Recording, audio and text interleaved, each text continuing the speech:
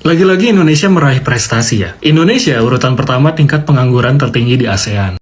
Kalian tahu nggak gaji mayoritas dosen Indonesia itu di bawah 3 juta per bulan. Gaji pekerja di Indonesia nih termasuk yang terendah di dunia, Cek. Kenapa makan tuh berkelanjutan? Haha, bangkrutnya pabrik tekstil itu menyebabkan banyaknya karyawan yang di PHK. Gaji pekerja di Indonesia nih termasuk yang terendah di dunia, Cek. Nomor satu terendah di dunia. Kalau yang nomor satu terendah di dunia tuh India, cuman 720.000 rupiah per bulan. Hah, 700.000 per bulan beda. Nak makan apa ya? Tahu sama makan, bayar listrik sama air aja. Upah kerja terendah nomor 2 itu dari negara mana beda? Dari negara Nigeria, dia 1.200.000 rupiah per bulan. Jadi kalau Indonesia ini terendah nomor berapa beda? Nomor 6 terendah di dunia, Cek. Karena dia ini cuma 2.008.000 per bulan. Negara Singapura, Malaysia termasuk gaji terendah di dunia tak beda? Tidak lah, kalau dekat Singapura kita jadi tukang sapu jalan aja gaji udah sampai 2.000 dolar Singapura, Cek. Kalau gaji terendah nomor ke-10 itu negara mana beda? Kalau nomor 10 tuh Kazakhstan, C. Dia 3 juta rupiah per bulan. Aku dengar-dengar juga beda. Negara Kazakhstan nih ada utang juga dengan negara Cina beda. Kok nih semua negara nak ada utang dengan Cina? Lagi-lagi Indonesia meraih prestasi ya. Indonesia urutan pertama tingkat pengangguran tertinggi di ASEAN. Awalnya gue juga skeptis, ini mah clickbait, palingan total pengangguran tok gitu, nggak dibagi jumlah penduduk. Soalnya make sense kalau kayak gitu, kan Indonesia penduduknya paling banyak. Ternyata enggak cuy, tertingginya itu secara persentase. Jadi udah dibagi sama total penduduk, persentasenya 5,2%. Ini persentase pengangguran di negara ASEAN lainnya gitu. Nah ini persentase pengangguran dari tahun ke tahun. Gila ya Pak SBY, penurunan drastisnya bisa sampai 5,2% anjir. Dari titik 11,2 ke 6,1. Kalau selama 10 tahun, itu juga nggak kecil, penurunannya 3,6%. Apalagi di tahun 2004 sampai 2014. Opsinya dikit anjir. Coba bandingin sama era Pak Jokowi. Ada driver ojol, terus bisa jadi influencer, terus eranya startup lagi berkembang. Banyak support sistemnya lah, hasil kerja keras masyarakatnya sendiri.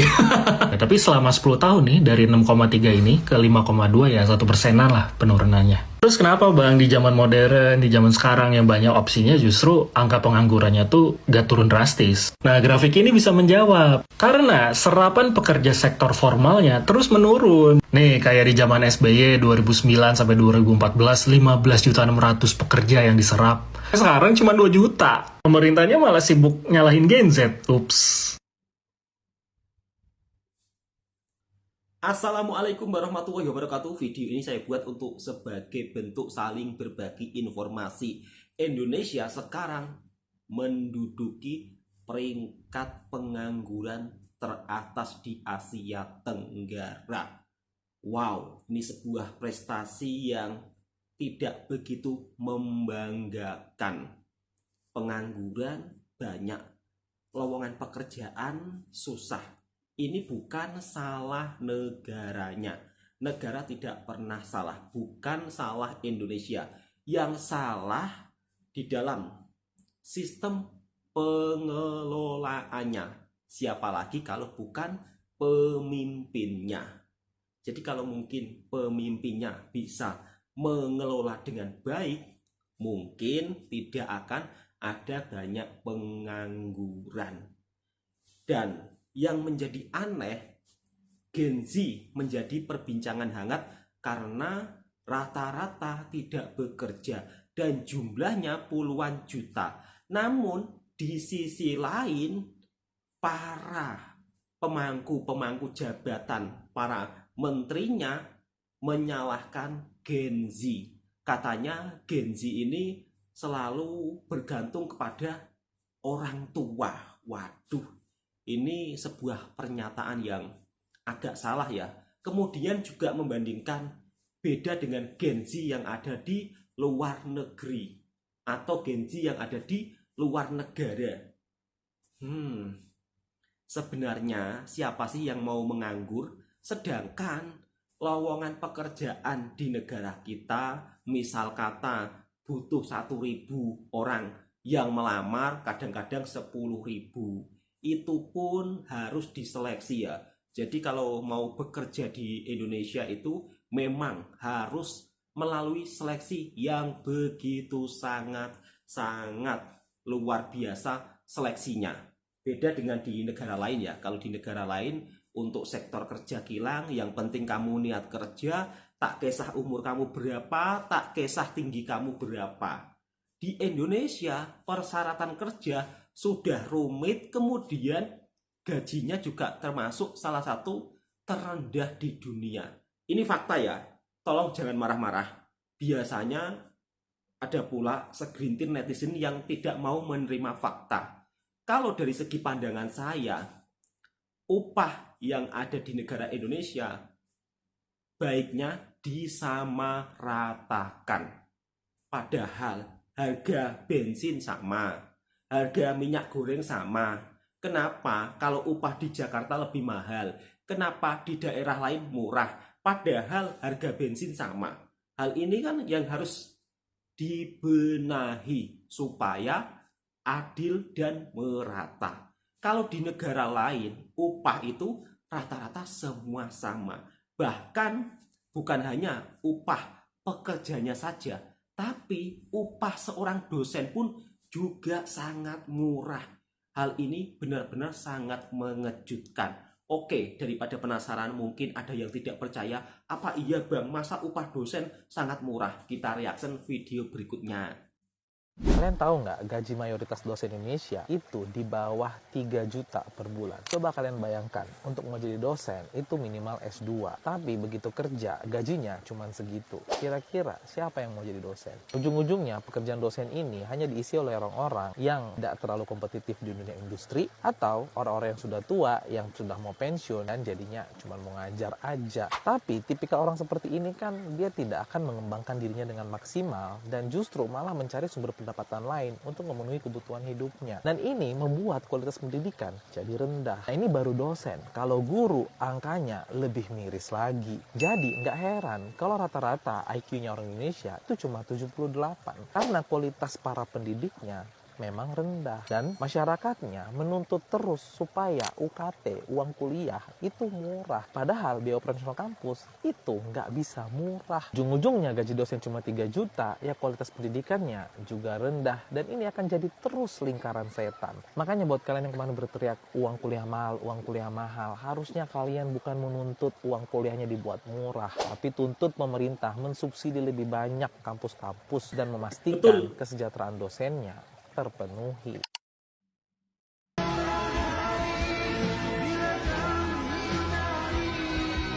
Dan ini rumitnya persyaratan kerja di Indonesia. Kenapa loker ada yang mengharuskan tinggi sih? Emang orang pendek gak butuh makan? Sebelum aku jelasin, disclaimer dulu ya bahwa loker yang ada syarat tinggi itu nggak terjadi di semua jenis pekerjaan. Ya, tapi kenapa tetap ada batasan tinggi? Jawabannya adalah karena ada pekerjaan yang akan lebih mudah dan ideal dikerjakan oleh pegawainya kalau mereka punya tinggi badan yang disyaratkan. Contohnya kayak video ini, aku rasa ini tuh lagi proses rekrutmen di pabrik. Nah, kenapa ada sampai diukur tinggi? Karena mungkin peralatan di pabrik tersebut yang tinggi-tinggi posisinya. Jadi operator yang punya tinggi badan yang sesuai standar akan jadi lebih mudah ngelakuin kerjaannya. Atau misal kayak loker pramugari, ini juga sering ada kualifikasi tinggi. Kenapa? Karena posisi bagasi di kabin pesawat itu juga tinggi. Mereka yang punya tinggi sesuai standar, balik lagi, akan lebih mudah untuk menjalankan pekerjaan pramugari, salah satunya nutup kompartemen kabin atau bantu penumpang taruh bagasi di atas. Nah, terus gimana dong kalau misalnya aku nggak tinggi-tinggi banget badannya? Saranku ya, coba cari pekerjaan yang nggak mengharuskan syarat tinggi badan. Ada kok pekerjaan kayak admin, programmer, finance, akuntan adalah contoh beberapa pekerjaan yang tidak mensyaratkan tinggi. Gitu guys, menurutku. Kalau menurut kamu gimana? Coba komen ya. Syarat kerjaan zaman sekarang di Indonesia itu mengkotak-kotakan yang namanya good looking dan nggak good looking. Kita tuh nyari biasanya kualifikasinya penampilan menarik, tingginya minimal sekian, umurnya minimal sekian. Oke lah, kalau misalkan umur gue bisa bilang mungkin untuk naturalisasi value-value perusahaan itu akan lebih mudah ketika mereka tuh rekrutnya dari kecil. Dan dari jangka masuknya dan sampai pensiunnya itu lama. Dan selanjutnya adalah tinggi badan dan juga berpenampilan menarik. Dengerin ya, orang-orang yang kalian anggap pendek dan tidak menarik itu butuh makan. Kalau misalkan mereka belum berpenampilan menarik ya karena mereka nggak ada dana. Nah, gimana caranya cari dana? Ya kerja. Ya kalau misalkan kalian nggak ngasih kerja ya nggak ada dana. Gue tahu sih semua kerjaan tuh butuh modal. Untuk syarat tinggi itu nggak termasuk sama pekerjaan-pekerjaan yang memang mengharuskan orang itu tinggi. Let's say kayak pramugari, polisi, polwan, TNI, DLL. Padahal kalau misalkan di pekerjaan kita butuhnya otak dan juga skill. Gimana jadinya kalau misalkan yang diterima di dalam suatu perusahaan itu mengutamakan yang namanya penampilan menarik, tapi otaknya nggak ada? Gue tuh pernah kerja di salah satu bank swasta di Indonesia, ya dimana emang kita mengharuskan untuk berpenampilan menarik. Bagusnya di bank itu, mereka menyadari bahwasannya kecantikan dan ketampanan seseorang itu membutuhkan yang namanya dana. Sehingga ada tuh yang namanya biaya tambahan untuk kecantikan. Biaya kecantikan ini akan didapatkan ketika sudah menjadi karyawan tetap. Untuk apa? Untuk menunjang penampilan si karyawannya itu. Menurut gue itu adalah salah satu program dan juga gebrakan yang bagus. Dan menurut gue bagus juga untuk dicontoh oleh para business owner. Kenapa? Karena ketika lo menuntut seseorang itu untuk tampil menarik, tapi lo gajinya cuma seuprit seadanya yang bisa memenuhi kebutuhan sehari-hari, ya nggak ada orang kepikiran untuk beli makeup, beli baju. Makanya kenapa pinjol di masyarakat ini sangatlah besar. Ya untuk apa? Untuk gaya hidup. Pernah mikir nggak sih, bangga nggak sih ketika karyawan lo yang tadinya itu penampilannya B aja, tapi ketika kerja di tempat lo dan lo udah berhasil membantu menyejahterakan mereka, penampilan mereka lebih baik, lebih menarik. Ketika justru mereka malah kerja di tempat lu malah makin sengsara, malah makin stres, malah makin kurus, malah makin dekil, kusem. Justru malah harusnya jadi concern di perusahaan itu. Ya, kenapa bisa karyawan lo malah justru jadi stres, penampilannya jadi tidak menarik, padahal emang requirement kerjaan lo tuh harusnya menarik. Ini ya untuk para business owner dan juga perusahaan-perusahaan. Kalau misalkan lo pengen orang-orang itu tampil menarik, ya kasih dana, butuh dana, semua butuh dana, tunjangan dana kecantikan, terima kasih. Fakta pahit yang mungkin kita harus telan. Inilah potret yang ada di negara kita. Dari gaji dosen begitu sangat rendah, gaji guru apalagi. Dan inilah kenapa pendidikan kita tidak maju seperti negara lain. Di antaranya, pemerintah tidak mau mensubsidi kampus-kampus yang ada di Indonesia. Harusnya pemerintah lebih memperhatikan kesejahteraan para guru dan juga dosennya. Ini sangat miris sih. Kemudian soal lowongan pekerjaan, syaratnya juga begitu rumit. Dari tinggi badan, ya kan? Kemudian dari segi penampilan fisik juga dinilai. Padahal gajinya sauprit. Kalau hanya sekedar kerja pabrik, ya kan? Kenapa harus diukur tinggi badannya? Kenapa harus memandang penampilan fisiknya juga? Ini sebuah diskriminasi dan harus dihilangkan dari negara kita cara-cara seperti ini. Meningkatnya angka pengangguran di negara kita sebenarnya ada sebab-sebabnya. Dan kemarin juga ramai ya pemberitaan bahwa banyak pabrik tekstil yang tutup. Ini semua ada sebab dan juga ada akibatnya. Lalu bagaimana komentar netizen selanjutnya terkait angka pengangguran di Indonesia semakin meningkat? Oke, langsung kita reaction video berikutnya. Kenapa makan tuh berkelanjutan? Haha, bangkrutnya pabrik tekstil itu menyebabkan banyaknya karyawan yang di PHK. Ternyata diusut, ternyata penyebabnya ini. Ada banyak penyebab yang menjadi biang kerok pabrik tekstil di Indonesia tutup. Asosiasi Perstekstilan Indonesia menayangkan Peraturan Menteri Perdagangan Nomor 8 Tahun 2024. Dan Direktur Eksekutif Asosiasi Perstekstilan Indonesia menegaskan bahwa Permendak Nomor 8 Tahun 2024 ini bakal membuat Indonesia tenggelam kebanjiran produk garmen atau tekstil yang sudah jadi. Ini nasib pekerja yang bergantung di industri TPT pun bakal terancam.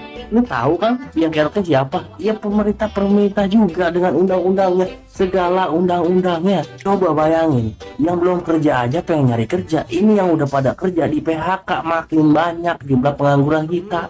Dan banyak PHK juga karyawan Tokopedia sekitar 400 orang. Yang jadi masalah bukan karyawannya aja atau PHK-nya, tapi yang jadi masalah ini. Direktur Utama Swesco Mentor Rahmada menyebut karyawan lokal korban PHK kemungkinan digantikan oleh tenaga asing asal Cina. Mengingat Tokopedia merupakan platform e-commerce digital yang dapat dilakukan secara remote di beberapa pekerja termasuk dari Cina. Gila kan? Berapa banyak lagi pengangguran di negara kita? Mana janjinya 10 juta lapangan kerja? Malah yang ada lebih dari 10 juta pengangguran di Indonesia. Apa nggak gila? Tahu nggak, ekonomi Indonesia lagi dalam masalah loh. Bukan halusinasi atau berita nakut-nakutin ya, Tapi ini faktanya yang terjadi. Ada nggak di sini yang merasa makin kesini kok makin sepi ya jualan? Apapun itu deh. Nah, itu artinya kamu juga kena dampaknya. Menteri Keuangan Sri Mulyani juga bilang proyeksi ke depan hingga tahun 2025 itu suram. Salah satunya karena lingkungan global yang masih dinamis dengan perang, suku bunga yang tinggi, restriksi perdagangan yang diperketat, harga bahan-bahan dasar yang terus naik, dan penuaan populasi dunia. Sampai perubahan iklim jadi tantangan buat ekonomi secara global. Nilai rupiah pun terus melemah. Ke depan yang aku maksud itu bukan beberapa tahun ke depan ya. Ini dalam hitungan bulan, benar-benar di depan mata. Kalau nggak ada perubahan, akan banyak perusahaan yang tutup dan PHK di mana-mana. Nggak usah ngomongin ke depannya deh. Kalau kamu tahu, itu perusahaan-perusahaan tekstil di Indonesia banyak banget yang udah tutup. Udah terjadi PHK di mana-mana. Sedihnya ya, bukannya dibantu oleh pemerintah, ini malah pemerintah kelihatannya nggak punya uang juga. Sampai kemarin wacana mau diadain potongan tapera walaupun akhirnya nggak jadi. Di sini aku mau kasih semangat buat semua. Jangan ada yang putus semangat. Walaupun sepi, tetap kasih yang terbaik. Mungkin ini justru kesempatan buat kamu untuk maju di saat semua orang lagi lesu. Harapan saya sebagai masyarakat, mudah-mudahan pemerintah bisa memberikan aturan yang sesuai buat pabrik-pabrik yang sekarang saat ini mungkin telah mengalami permasalahan ataupun mungkin saat ini sedang di ujung tanduk. Inilah penyebabnya masyarakat di negara kita makin banyak peningkatan penganggurannya karena ekonomi di negara kita sedang tidak baik-baik saja. Teruntuk sahabat-sahabatku mungkin telah di PHK atau telah dipecat dari pekerjaannya, tetap semangat dan tetap berusaha. Jangan sampai istilahnya putus asa, jangan sampai. Tetap melakukan sesuatu yang terbaik untuk bangsa dan negara kita. Meskipun kadang-kadang di sisi lain memang agak sulit. Biasanya kerja di pabrik kemudian harus merubah haluan. Entah itu jualan kecil-kecilan ataupun berkebun yang punya kebun. Mudah-mudahan ekonomi yang ada di negara kita semakin pulih. Dan tentunya pemerintah juga jangan diam diri kemudian memberikan aturan-aturan yang tidak memihak kepada masyarakat kecil. Oke, cukup sekian dan mudah-mudahan berita ini menjadi informasi yang bermanfaat. Ini bukan menakut-nakuti ya, tapi real fakta yang terjadi di lapangan. Kita ini kan sering disajikan berita yang penuh dengan gula-gula dan drama, sehingga kita terlena tidak melakukan sesuatu. Saya buat video seperti ini supaya kita juga ayo bergerak, jangan terlena dengan berita-berita yang seolah-olah manis tapi pada faktanya pahit. Itu yang saya sering lihat di video-video yang membuat video yang tidak fakta tapi penontonnya rame. Awas, jangan terlena dengan berita-berita seperti itu. Assalamualaikum warahmatullahi wabarakatuh.